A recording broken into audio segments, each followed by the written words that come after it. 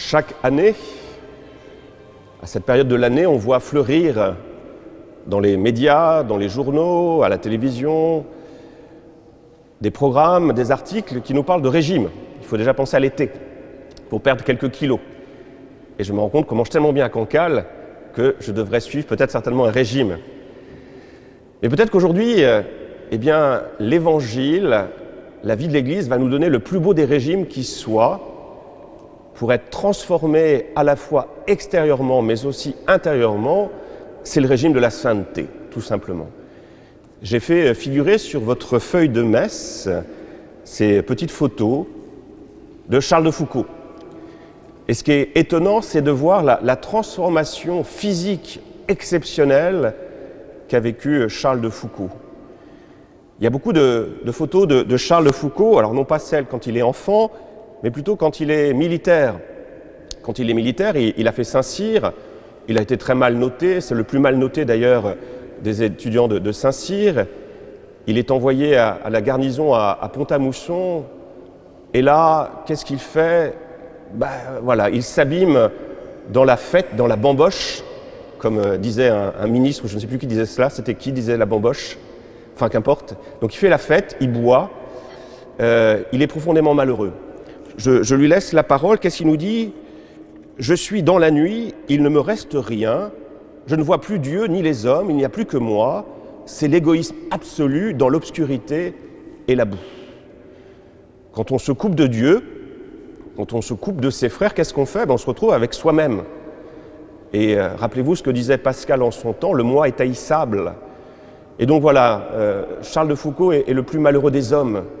Alors quand on est malheureux, qu'est-ce qu'on fait ? On essaye d'oublier son malheur, donc il boit, il fait la fête. Et au petit matin, il se découvre encore plus malheureux. Donc qu'est-ce qu'il va faire ? Encore plus la fête. Et vous voyez, il s'enfonce dans cette situation terrible. Il n'est pas tellement apprécié. Dans sa garnison, on l'appelle le porc. Voilà, Charles de Foucault, qui est là, on l'appelle le porc. Et de fait, il est bouffi. Maintenant, quand on prend l'autre photo, celle qui se trouve en bas et à gauche, notre diocèse nous a proposé un petit feuillet que vous pourrez prendre à la fin de la messe, où l'on voit la dernière photo prise de Charles de Foucault à Tamanrasset, peu avant sa mort. Eh bien là, c'est un tout autre visage. Dans la première partie de l'Évangile, on voit Jésus qui parle de glorification. Jésus est glorifié. Eh bien moi, dans cette photo de Charles de Foucault, je vois vraiment un homme glorifié, un homme qui est totalement transparent à la grâce du Seigneur, qui est devenu beaucoup plus maigre, mais qui a un visage plein d'amour, plein de paix intérieure, plein de joie. Pour moi, c'est vraiment un visage presque extatique, un visage magnifique. C'est une icône où on voit que les saints sont ceux qui mettent en musique la parole de Dieu, qui deviennent des alter Christus, un autre Jésus. Vous voyez ce Charles de Foucault qui a été transformé par sa rencontre du Seigneur. Alors on va essayer de voir quel régime a-t-il suivi pour devenir ce visage magnifique qui est transparent à la grâce du Seigneur. Alors au départ, on l'a dit, notre pauvre Charles de Foucault, et on pourra se mettre peut-être à son école, notre pauvre Charles de Foucault est malheureux. Alors il a été touché dans ses pérégrinations militaires par des croyants musulmans, et puis lui-même il a cette culture chrétienne, il a son souvenir de catéchisme, et il se dit peut-être que la religion peut m'aider. Alors qu'il est à Paris, on est en 1866 ou 68, je ne sais plus, qu'importe, il se rend dans une église qui s'appelle l'église Saint-Augustin, parce qu'on lui a beaucoup parlé d'un prêtre qui s'appelle l'abbé Huvelin. On lui dit, l'abbé Huvelin, c'est un homme extraordinaire, c'est à la fois un grand intellectuel, et il a fait Normal Sup, doublé d'un homme de Dieu, d'un homme d'une grande humilité. Alors il va dans cette église, il se dit, moi je ne suis pas croyant, la seule prière que je peux à la rigueur faire, c'est une prière que si on n'a pas la foi, on peut toujours faire, il dit, mon Dieu, si vous existez, faites que je vous connaisse. Moi quand j'en rencontre des gens qui n'ont pas la foi, je leur dis, faites au moins cette prière, si vous existez, faites que je vous connaisse. Même quelqu'un qui n'a pas la foi peut faire cette prière. Et donc voilà, il dit, la seule prière que je peux faire, c'est celle-là, parce que je n'y crois pas vraiment. J'ai ces souvenirs, mais voilà. Et donc, il voit l'abbé Huvelin et il lui dit « Mon père, monsieur l'abbé, voilà, je voudrais discuter avec vous. Je ne vais pas bien, mais j'en suis sûr que dans le christianisme, il y a des idées, il y a peut-être une doctrine qui pourrait me permettre d'aller un peu mieux. Mais je vous préviens, je ne viens pas pour prier, hein. Je viens juste pour discuter. Vous voyez, il a ce rapport un peu philosophique. Alors qu'auriez-vous fait à la place de l'abbé Huvelin? Que dit l'abbé Huvelin? Il dit, très bien, je suis prêt à discuter, mais avant, suivez-moi, on va au confessionnal, et vous allez vous confesser. Et que fait Charles de Foucauld? Il ne sait pas pourquoi, il n'a pas envie, mais il est poussé comme par une force, et il rentre dans le confessionnal. Et là, il va se confesser. Et pour la première fois de sa vie, quand l'abbé Huvelin lui donne l'absolution, il sent l'amour infini de Dieu pour lui. Il se sent aimé par Jésus. Tout ce poids qui le rendait terriblement malheureux, ce poids a disparu. Il a vraiment fait l'expérience de l'amour de Jésus. Un Jésus qui lui dit, voilà, t'as fait des bêtises, mais c'est pas grave, je te pardonne, je t'aime, je t'aime. Et voyez, c'est cette expérience qui va amorcer la transformation à la fois physique et spirituelle de Charles de Foucauld. Et pour moi, j'y lis quelque chose de très important pour chacun de nous, et c'est difficile en même temps, hein, pour véritablement se convertir, pour changer de vie, la chose la plus importante, c'est d'abord de faire l'expérience de l'amour de Dieu. Tant qu'on n'a pas fait l'expérience peut-être suffisamment forte de l'amour du Seigneur, de l'amour de Jésus, eh bien il nous manque quelque chose de fondamental. Et ce qui serait vraiment extraordinaire, merveilleux, c'est que nos célébrations soient des lieux où l'on puisse vraiment sentir Jésus à nos côtés qui nous dit « Je t'aime, t'as fait des bêtises, mais c'est pas grave, je t'aime, je te pardonne ». Vraiment faire cette expérience de l'amour de Jésus. C'est drôle parce que cette période de 1866 ou 1868, c'est des beaux moments où il y a eu beaucoup de conversions, hein. C'est la grâce de Noël de la petite Thérèse, c'est la conversion de Claudel. Alors si on priait aujourd'hui vraiment pour faire l'expérience que Jésus est là et qu'il nous dit « Je t'aime, je te pardonne ». Avec toi, on va faire des choses extraordinaires. Donc Charles de Foucauld, voilà, il a fait cette expérience, mais il est encore très loin d'être ce saint que l'on voit représenté à Taman Rasset. Il va se mettre sur ce chemin de l'Évangile.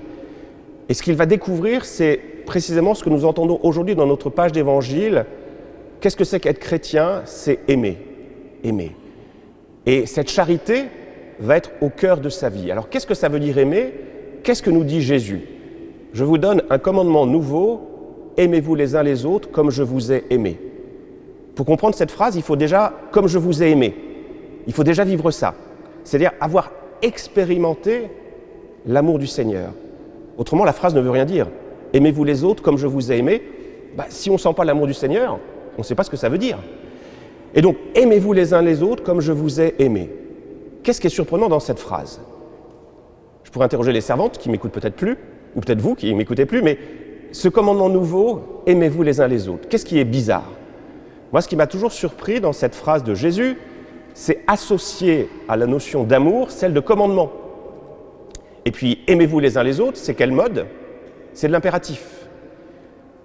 Quel sens ça a de conjuguer le verbe aimer à l'impératif? Si vous avez des enfants qui n'aiment pas les huîtres, on est à Cancale, Emmanuel lève le main. Quand on est enfant, on n'aime pas les huîtres, il faut du temps pour que le palais s'exerce, pour goûter toutes les saveurs. Donc voilà, Emmanuel, tu dis, j'aime pas les huîtres. Et si je te commande de les aimer, est-ce que ça va marcher? On est d'accord, ça ne va pas marcher.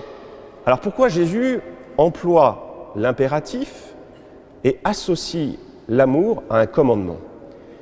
Eh bien peut-être que Jésus vient nous dire que l'amour, ce n'est pas d'abord une affaire d'émotion. Je le dis souvent, ce n'est pas une affaire de sentiment. Charles de Foucauld a une belle formule, il dit « aimer, c'est quoi? C'est vouloir aimer. C'est « je veux aimer ». Même si tu n'es pas toujours aimable, je fais des efforts pour t'aimer. Et j'en ai trouvé un très beau témoignage dans un petit texte que je vais vous partager, non pas de Charles de Foucauld, mais de Saint Vincent de Paul. Aimons Dieu, mes frères, aimons Dieu, mais que ce soit aux dépens de nos bras, que ce soit à la sueur de nos visages. Il y en a plusieurs qui, pour avoir l'extérieur bien composé et l'intérieur rempli de grands sentiments de Dieu, s'arrêtent à cela. Et quand se vient au fait qu'ils se trouvent dans les occasions d'agir, ils demeurent courts. Ils se contentent de doux entretiens qu'ils ont avec le bon Dieu dans l'oraison, Ils en parlent même comme des anges. Mais au sortir de là, est-il question de travailler pour Dieu, de souffrir, de se mortifier, d'instruire les pauvres, d'aller chercher des brebis égarées, d'agréer les maladies ou quelques disgrâces? Hélas, il n'y a plus personne. Le courage leur manque. Non, non, ne nous trompons pas. Vous voyez ce que dit saint Vincent de Paul, et l'idée se retrouve chez Charles de Foucault, hein. Aimer, c'est pas faire des beaux discours, c'est pas faire des homélies, je dis souvent. Être croyant, c'est pas faire des homélies. Et de fait, Charles de Foucault s'est dit, ben voilà, il y a plusieurs vocations devant lui. Il y a la prédication, il dit, c'est pas pour moi. Il y a le désert, c'est pas pour moi, du tout moins quand il se lance dans sa vie religieuse, c'est pas pour moi. Et Nazareth, la vie cachée. Et c'est ce chemin que Charles de Foucault veut embrasser. La vie cachée à Nazareth, c'est Jésus qui fait quoi? Qui est charpentier, qui travaille de ses mains et qui va, de l'intérieur, vivre notre humanité. Non pas de l'extérieur comme un maître de sagesse, un peu hors du monde, mais de l'intérieur, pour manifester son amour. Et c'est vraiment ce que va vivre Charles de Foucault, hein. Pendant de longues années, il va revêtir sa tenue de travailleur, sa tenue d'ouvrier, et il va travailler. Et puis il va consacrer aussi toute son énergie pour apprendre la langue des Touaregs. Il dit ça, voilà, je ne veux rien retrancher au temps consacré aux Touaregs. Et la première priorité qu'il se donne, c'est quoi? C'est d'apprendre leur langue. Et donc au point même de diminuer son temps de prière en disant, voilà, le Seigneur me demande surtout d'être auprès de ses frères en humanité que sont les Touaregs. Mais pour être frère avec eux, qu'est-ce que je dois faire? Je dois apprendre à les connaître. Dire que l'on aime quelqu'un, si on ne prend pas le temps de le connaître, c'est qu'on ne l'aime pas.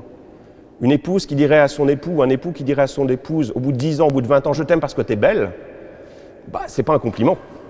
On va dire, non, j'espère que tu m'aimes pour autre chose.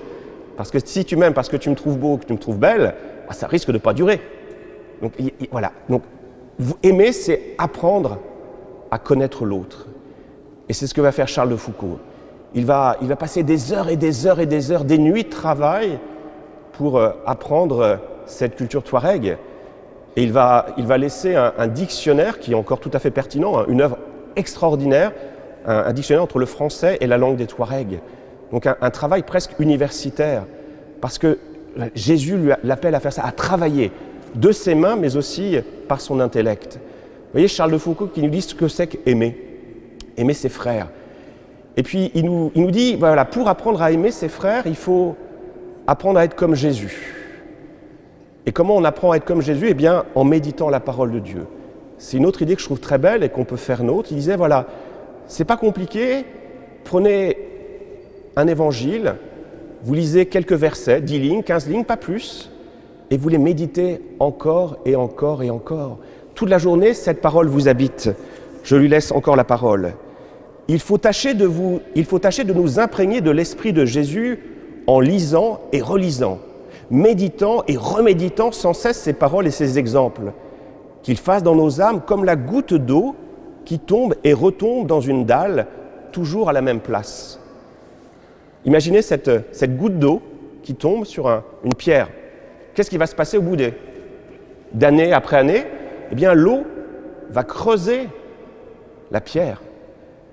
Et en creusant la pierre, la petite gouttelette va créer un bassin où l'eau va pouvoir rester. Vous voyez, c'est la même chose. Quand je médite cette parole de Dieu, goutte après goutte, elle creuse en moi et elle finit par reposer en moi. Vous voyez, c'est cela que nous apprend Charles de Foucault. Par la simple méditation, je relis cette phrase, je l'intériorise, et c'est la parole qui vient habiter dans mon cœur.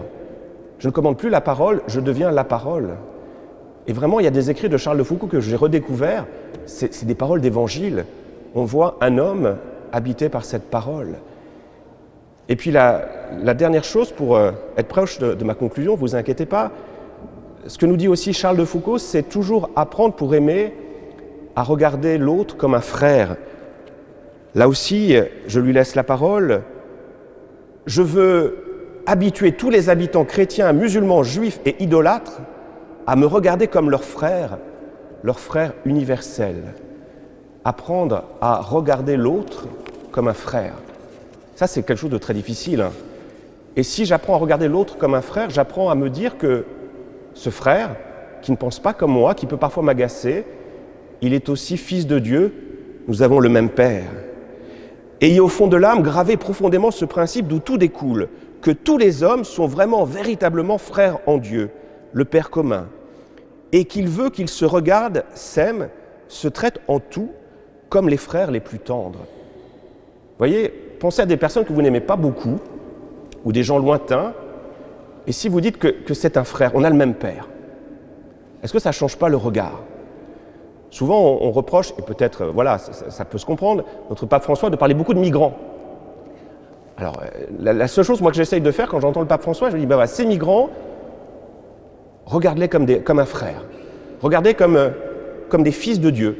On a le même Père. Et si je regarde l'autre en disant, c'est un frère parce que nous avons le même Père, est-ce que mon regard sur l'autre ne va pas changer? C'est ce que nous propose Charles de Foucault. Apprendre à regarder l'autre comme un frère, et de nous dire que Dieu est mort pour ce frère, que Dieu l'aime comme moi il m'aime, que Dieu est mort sur le bois de la croix pour lui, que ce Dieu l'a pardonné. Est-ce que ça ne change pas un petit peu la donne quand on apprend à regarder l'autre ainsi? En tout cas, moi, et ça sera vraiment ma conclusion, pour moi Charles de Foucault c'est peut-être un maître dans l'évangélisation. Il nous dit, si vous voulez évangéliser, si vous voulez parler de Dieu, eh bien ça va prendre du temps. Charles de Foucault, au cours de sa vie terrestre, il a évangélisé, il n'a pas fait de baptême. Il n'y a pas un musulman qui est devenu catholique, chrétien. Donc ça nous dit que déjà, ça prend du temps l'évangélisation. Et Charles de Foucault, il nous dit, voilà, la première chose que peut-être me demande le Seigneur, c'est de défricher. Moi, je défriche. Je parle de Dieu, mais je reste au niveau de la religion naturelle, c'est-à-dire ce qui est accessible par la raison. Après, ce qui est de l'évangile, c'est ma vie qui doit rendre visible la parole de Jésus. Mais viendra un temps, dans un deuxième temps, eh bien, peut-être que les conversions pourront advenir. Mais pour que ces conversions peuvent advenir, il faut qu'il y ait cette amitié. Si on pense évangéliser quelqu'un sans mettre au préalable l'amitié avec cette personne, ça ne marchera pas. Donc vraiment rentrer dans l'amitié. Jésus, quand il rencontre des pécheurs, il ne commence pas par leur faire la leçon. Il rentre dans une relation d'amitié. Et c'est seulement quand l'amitié est établie qu'il peut les évangéliser, qu'il peut parler d'exigence, mais rentrer dans cette démarche d'amitié. Et ça, c'est difficile. Moi, je me rends compte que j'ai du mal. Parce qu'avec ceux qui passent leur temps à taper sur l'Église catholique, j'en deviens presque réactionnaire, je râle. Et j'ai du mal à les aimer, ces gens.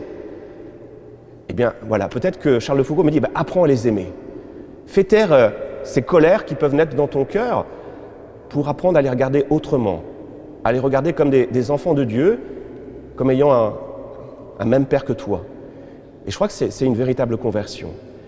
Et pour finir, pour vraiment conclure, je vous laisse 2 petits passages, moi qui me bouleversent et qui me montrent que j'ai encore beaucoup de chemin à parcourir. Les personnes éloignées de Jésus doivent, sans livre et sans parole, connaître l'Évangile par la vue de ma vie. En me voyant, on doit voir qui est Jésus. Alors, est-ce que quand vous me voyez, vous voyez qui est Jésus? Non, pas encore. Voilà. Pour ceux qui sont loin de l'Église, eh bien, dites-vous que, au travers de nous, on doit voir Jésus. Pour ma part, il y a du boulot. Voilà ce que poursuit Charles de Foucault. Mon apostolat doit être l'apostolat de la bonté.